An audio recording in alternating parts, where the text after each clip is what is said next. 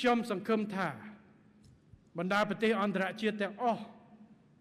នឹងឃើញនគរចំហកម្ពុជាព្រឹកមិញនេះអាយដាមឧបនាយករដ្ឋមន្ត្រីប្រាក់សកលបានកោះទូត27នៅកម្ពុជាហើយយើងដឹកចែកព័ត៌មានទៅបណ្ដាទូតរបស់យើងនៅក្រៅប្រទេសដើម្បីអំពីចំហហេតុអីបានជាកម្ពុជាទៅ ICJ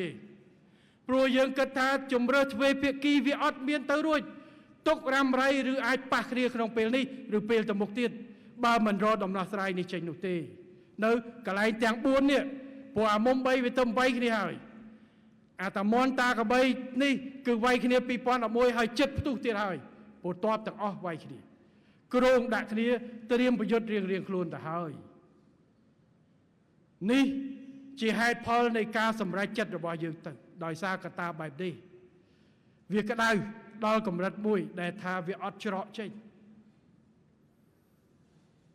ហើយបណ្ដាប្រទេសនៅលើពិភពលោកដែលស្រឡាញ់សន្តិភាពកម្ពុជាប្រកាន់ជំហរឲ្យអង្គការឲ្យតុលាការយុត្តិធម៌អន្តរជាតិនេះដោះស្រាយគឺដោយសារអីដោយសារយើងចង់ដោះស្រាយដោយសន្តិភាពនិងប្រើច្បាប់អន្តរជាតិជាជាងប្រើកម្លាំងបាយមេភូមិពាក្យពីថៃថ្ងៃមុនចេញមកស្រែកអានឹងដីរបស់គេមិនចេញបើមិនចេញតទៅវាយគ្នាយកជំហរបែបនេះកម្ពុជាមិនមែនអ្នកគម្រាមទេណា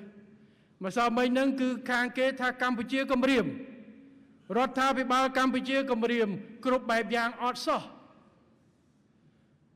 យើងវាពិបាកដែរពេលខ្លះគេគម្រាមគេរឿងគេឌឺគ្រប់បែបយ៉ាងដែលយើងតគេថាយើងឌឺគេភ្លាមយើងគម្រាមគេភ្លាមត្រូវរហូតបាទមិនយើងត្រឹមត្រូវណាអានេះត្រូវថ្មោគេវាយយើងរហូត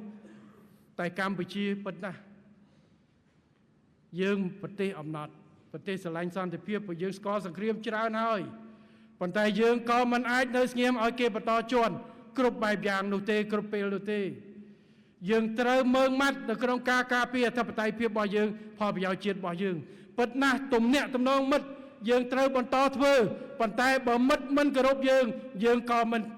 អាចឲ្យអ្នកឯងជន់បាននោះតែទេ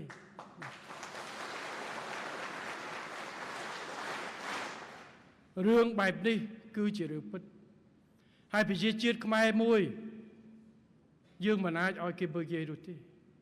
ជាពិសេសយើងអត់ខុសសោះបាទហើយចំហដែលយើងទៅតុលាការអន្តរជាតិនេះទៅពិបាកស្អីបងប្អូនហើយបើត្រឹមត្រូវទាំងអស់គ្នាទៅមែនអត់បាទបើអ្នកត្រឹមត្រូវខ្លាចអីតុលាការកម្ពុជាអត់ខ្លាចទេតុលាការកាត់មិនយើងនឹងទទួលនៅសាលក្រមសាលដីការបស់តុលាការយើងអត់ខ្លាចទេបាទអញ្ចឹងសង្ឃឹមថាភាគីថៃក៏អាចដូចគ្នាជាមួយយើងថ្ងៃណាមួយជ្រើសរើសយកផ្លូវសុចរិតផ្លូវត្រង់រកអ្នកទី3ដែលអាចទុកចិត្តបានយន្តការតុលាការអន្តរជាតិដើម្បីដោះស្រាយបញ្ហានេះទៅកុំឲ្យកូនខ្មែរនិងកូនថៃនៅរ៉ាំរ៉ៃជាមួយគ្នារឿងប្រាសាទរឿងអីនេះទៀតដែលយើងដោះមិនចេញនៅតំបន់ធំតំបន់តូចតាកបីនៅមុំ3ទេបាទដើម្បីដោះបញ្ចប់វាម្ដងទៅកុំឲ្យវានៅសពិចសពិលហើយរោទៅវាយគ្នាតិចកើតលេចកើតតទៅទៀតបាទអត់មានលាក់លៀមទេអត់មានលាក់ទេអត់ខ្លាចទេ